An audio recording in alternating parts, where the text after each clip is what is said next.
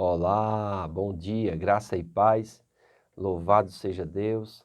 Estamos chegando a um ponto muito importante na vida de Jacó agora, amém? É o encontro dele com Deus e ele vai transpor o Val de Jaboque. Você já teve seu encontro com Deus? E aí, como foi? Rapaz, o meu foi muito especial.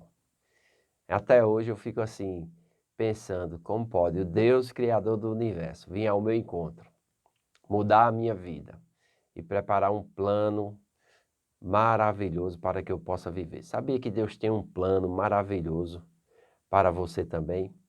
Vamos ver o texto. Gênesis capítulo 32, do versículo 22 em diante, diz assim: Levantou-se naquela mesma noite, tomou suas 2 mulheres, suas 2 servas e seus 11 filhos, e transpôs o val de Jaboque. Tomou-os e fez-os passar o ribeiro, fez passar tudo o que lhe pertencia, ficando ele só. E lutava com ele um homem até o romper do dia. Vendo este que não podia com ele, tocou-lhe na articulação da coxa, deslocou a junta da coxa de Jacó, na luta com o homem. Disse este: Deixai-me ir, pois já rompeu o dia. Respondeu Jacó: Não te deixarei ir, se não me abençoares. Perguntou-lhe, pois: Como te chamas? Ele respondeu: Jacó. Então disse: Já não te chamarás Jacó, e sim Israel, pois como príncipe lutaste com Deus e com os homens e prevaleceste. Tomou Jacó: Dize, rogo-te, como te chamas? Respondeu ele: Por que perguntas pelo meu nome? E o abençoou ali. Aquele lugar chamou Jacó Peniel, pois disse: Vi Deus face a face, e a minha vida foi salva. Nasceu-lhe o sol quando ele atravessava Peniel, e manquejava de uma coxa.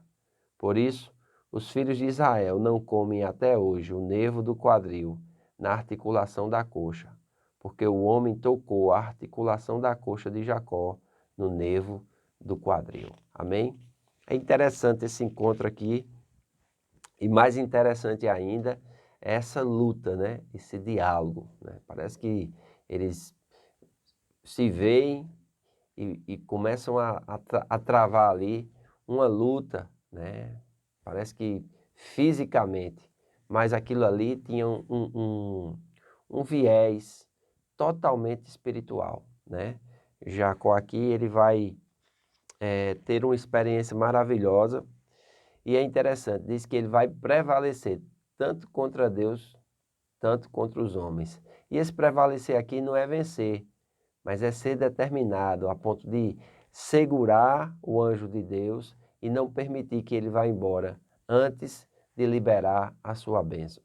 Você já entrou nesse tipo de luta com Deus? E quando eu falo desse tipo de luta com Deus, não é uma luta física, mas é uma luta onde você vai vencer a sua carne, onde você vai se entregar completamente ao plano de Deus. Ainda não? Então, é importante você pensar sobre isso. Porque muitas vezes nós ficamos cocheando entre dois caminhos, muitas vezes nós ficamos servindo a Deus parcialmente, né? E quando eu falo de servir a Deus parcialmente, eu não estou falando de você abandonar o seu emprego e se dedicar totalmente a Deus. Não, é se dedicar totalmente a Deus ainda no seu emprego, amém?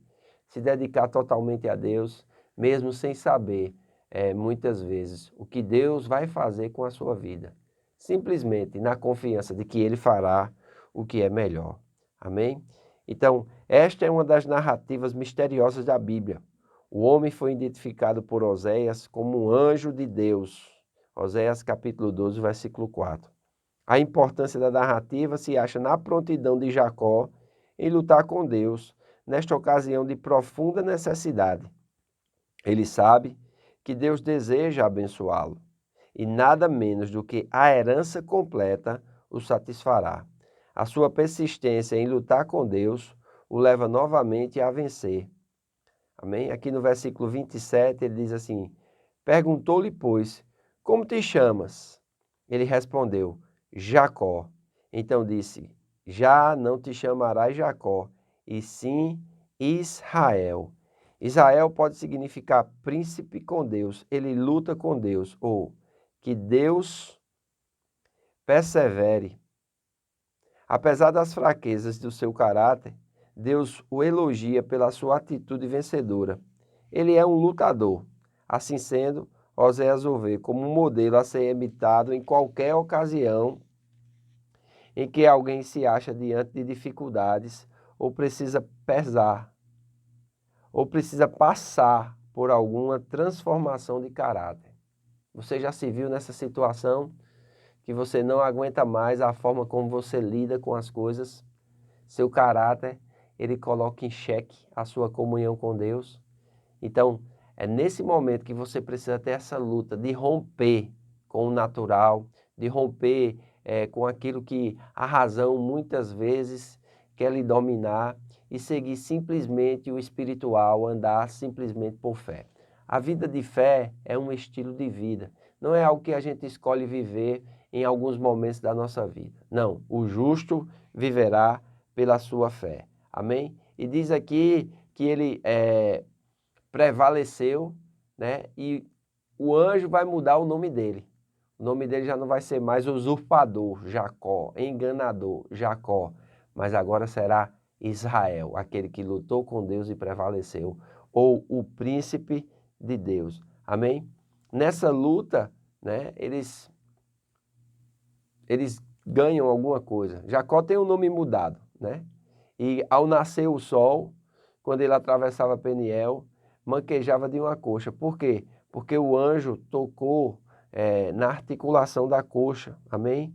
E diz assim, simboliza que a transformação do caráter do povo de Deus tem um custo, que é a morte do ego.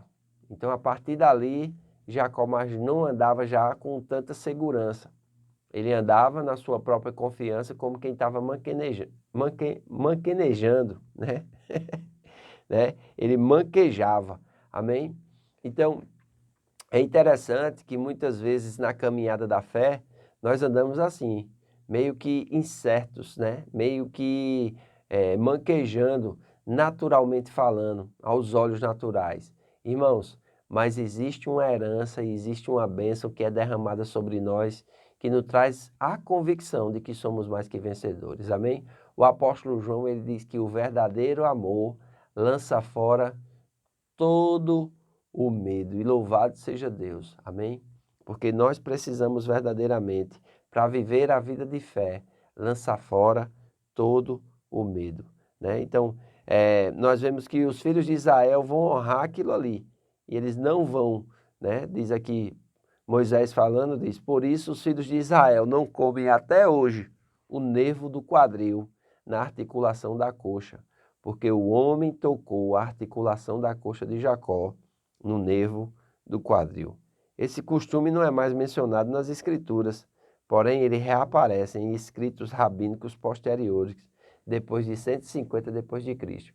Então é algo que se tornou um costume, mas mais importante do que se tornar um costume é nós entendermos o projeto de Deus para a nossa vida. Então, não seja crente somente porque você se acostumou com aquilo, amém? Se tornou um costume a igreja, se tornou um costume orar, se tornou um costume ler a Bíblia. Não, faça isso porque você entende que você necessita desse relacionamento, você necessita dessas transformações, dessas direções e desse agir de Deus. Se não for o Senhor, irmãos, que colocar a sua mão sobre a nossa vida e nos protegesse, nós teríamos sido por completo destruído, nossa alma teria sido por completa consumida. Mas como diz o salmista, Deus nos livrou como um pássaro que escapa das garras de um caçador. Então que hoje você possa consagrar a sua vida ao Senhor, que hoje você possa romper com tudo aquilo que te limita, que hoje você possa lutar com Deus e prevalecer. Amém? Então, eu quero que você seja abençoado com essa palavra e quero que você, irmãos, cada vez mais mergulhe no conhecimento das Escrituras. Leia a sua Bíblia. Amém? Terminou de ler Gênesis capítulo 50, volta para o capítulo 1 novamente e você será grandemente abençoado. Amém? Então, que Deus te abençoe. Hoje à noite nós temos o nosso culto doméstico direto daqui de casa. Será uma grande bênção. Amém? É uma noite festiva e nós louvamos a Deus pela sua fidelidade, pelo seu amor. Queremos exaltar e bendizer o seu nome. Que Deus te abençoe, irmãos. Faça o voto por tua prosperidade e saúde, assim como é próspera a tua alma. Um grande abraço e até amanhã.